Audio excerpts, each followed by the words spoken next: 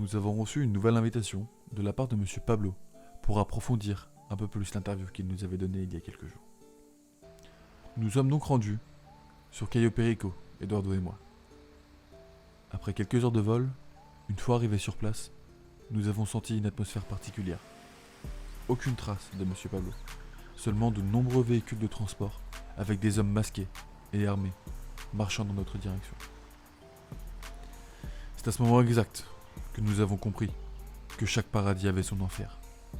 Le paradis était derrière nous, l'enfer juste devant.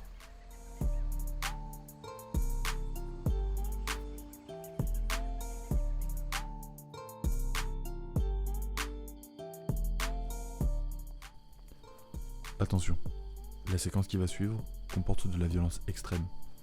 Âme sensible s'abstenir.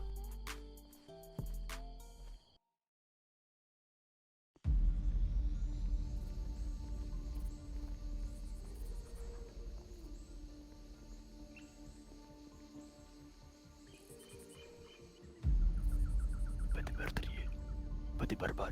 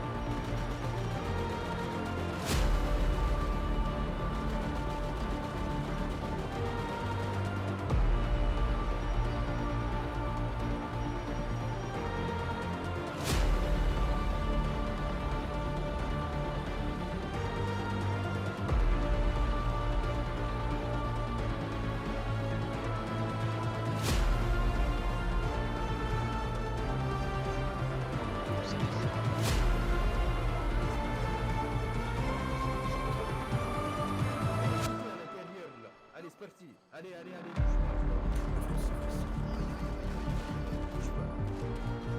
Bon, fais gaffe. Bouge pas, bouge pas, tu bouges pas, bouge pas. C'est qui là? Ok. Lève-les-moi, lève-les-moi. Toi, Lève-les-moi, rentre, joue ta sœur. Joue le Chico. Ouais, ok, c'est pas fait. Allez, toi aussi, va au fond de ton bureau. Va au fond de ton bureau, là, dépêche-toi, là. Ok, tout le monde, là, vous allez sécuriser extérieur, là, s'il vous plaît. Juste elle avec moi et F. Le reste sécurisé extérieur et ensuite revenez.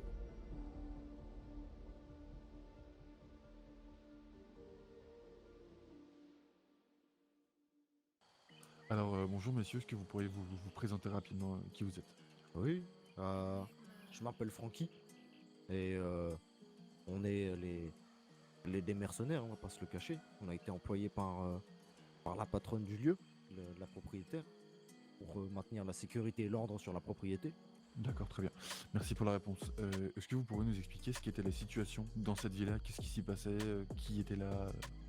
Là, on parle clairement pas de la villa des cœurs brisés, c'est la villa des malheurs. Oui, clairement. bien sûr, bien sûr, bien sûr. Il y a des gens, ils abusaient des jeunes cubains et des jeunes cubaines.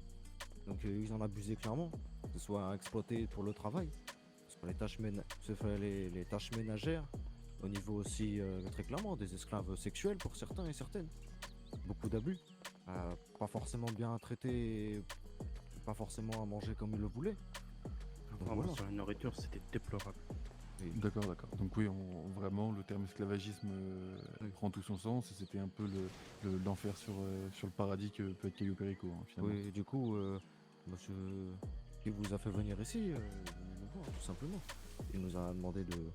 On a discuté, on a conversé, et on a conclu que oui, très clairement, on ne pouvait pas laisser comme ça des personnes se faire maltraiter. Et C'est donc inadmissible. on a clairement dû agir, et pour son enfant à l'humanité. Et du coup, derrière ces gros masques de gros muscles, on a un cœur aussi. On n'a D'accord, pas très laissé ça comme ça. Très bien. Eh bien écoutez, vous avez répondu à la troisième question qu'on avait en même temps, donc c'est très bien. Merci beaucoup pour votre temps, messieurs. Puis j'aimerais aussi, je peux ajouter quelque chose. Quand même qu'on commence pas à vouloir mettre comment dire, la faute sur ces pauvres gens qui sont venus, entre autres, rendre justice, hein, parce qu'ils ont Clairement quand même, ils ont clairement essayé de tenter par la négociation de niveau de la discussion, de dire d'arrêter ce massacre. C'était un peu un massacre. Et très clairement, ils ont refusé et comptant sur nous et sur notre puissance de feu. Mais sauf que nous, on a compris qu'on servait surtout de point armé pour ces gens qui sont que des sauvages. Et on Clairement. compte pas, on compte pas servir un tyran ou une tyran, c'est pareil. C'est Nous- inadmissible que des gens avec autant de moyens qu'eux fassent des choses comme ça. C'est pas normal. On a décidé d'agir avec les habitants de Perico pour leur rendre leur dû, leur terre.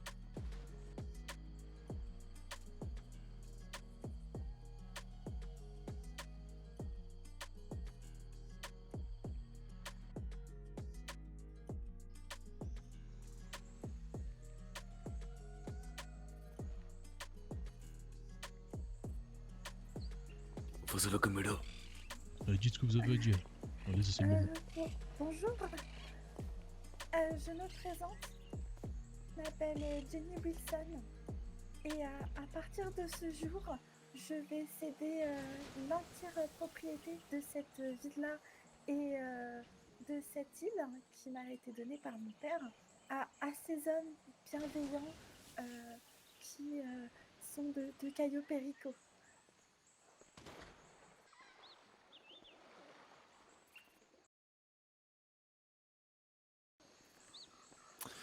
Écoutez, monsieur, enchanté, donc Logan Greenwood, est-ce que vous pouvez nous expliquer déjà qui vous êtes, pour commencer? Vous doutez bien que pour des raisons de sécurité, nous ne donnerons pas d'identité. Nous nous nommons par le terme révolutionnaire. Nous sommes des représentants de la population de Perico qui ont participé aujourd'hui à sa libération face à ces ravisseurs qui tenaient notre île en joue depuis maintenant des dizaines d'années. D'accord, et vous nous confirmez que vous êtes le leader de cette révolution? Je suis un des représentants, effectivement. D'accord, très bien.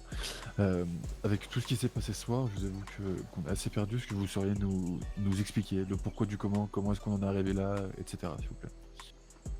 Eh bien, de notre côté, pendant des années, nous avons essayé, par des moyens diplomatiques, de demander aux propriétaires de cette bâtisse d'arrêter d'exploiter la population cubaine.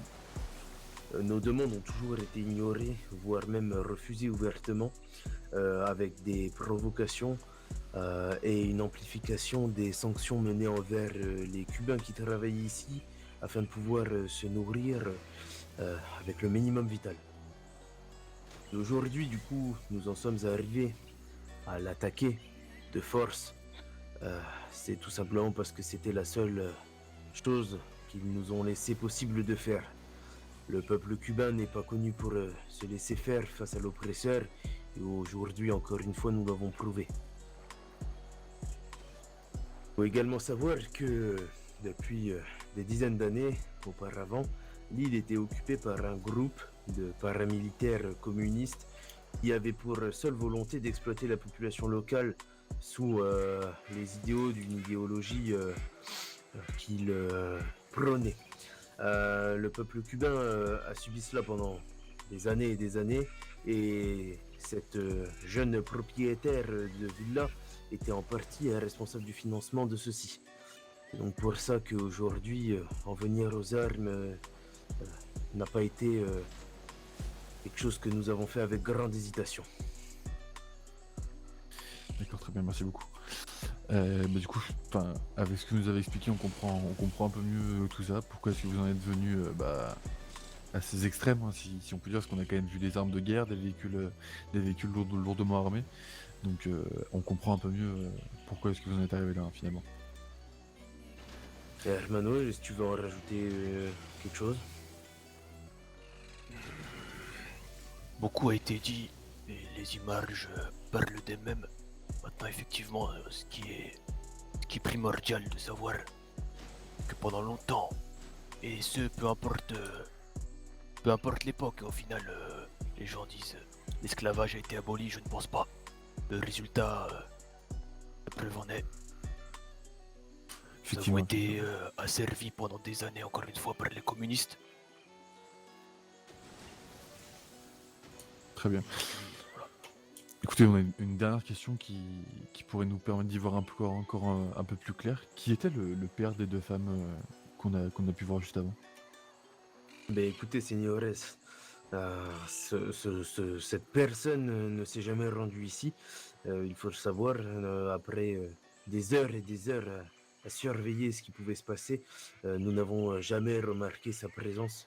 Nous avons juste pour information que c'est un vieil homme avec une jolie bourse qui alimente le porte-monnaie de ces deux jeunes filles et les laisse faire ce qu'elles veulent, peu importe si ça concerne rendre esclaves des humains, consommer des drogues, et j'en passe. D'accord, c'était un caprice finalement, un caprice des deux personnes qu'on a pu voir juste avant.